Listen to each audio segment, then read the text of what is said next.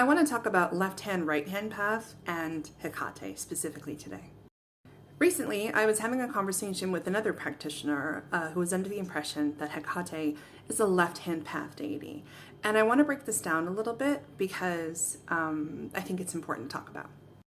Some of you will already be very aware of this, but when most people are studying witchcraft or other forms of spiritual practice, at an intermediate-ish point in their training or study, they will come across the concept of left-hand versus right-hand path.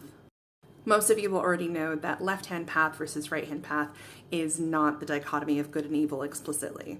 However, you can kind of categorize left-hand path as shadow and right-hand path as light. I don't want anybody to assign, positive or negative attributes to either of these. We're just sort of categorizing this in terms of energy types, really.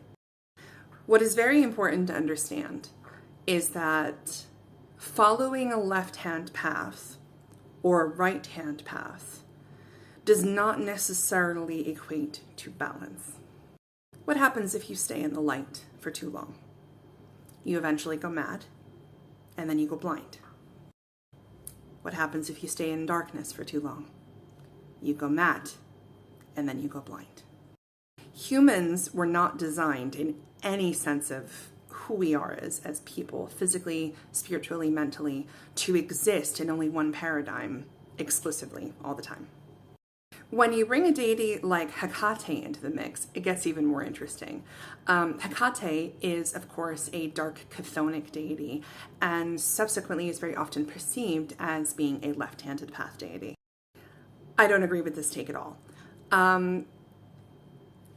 Hecate is my main patron, and in studying, her lore and working with her, I have come to understand that Hecate is truly a liminal deity. She is the cosmic soul. She is representative of all things held in balance.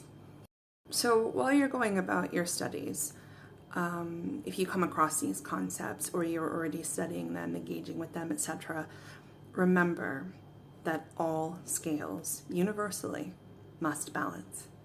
And that includes you.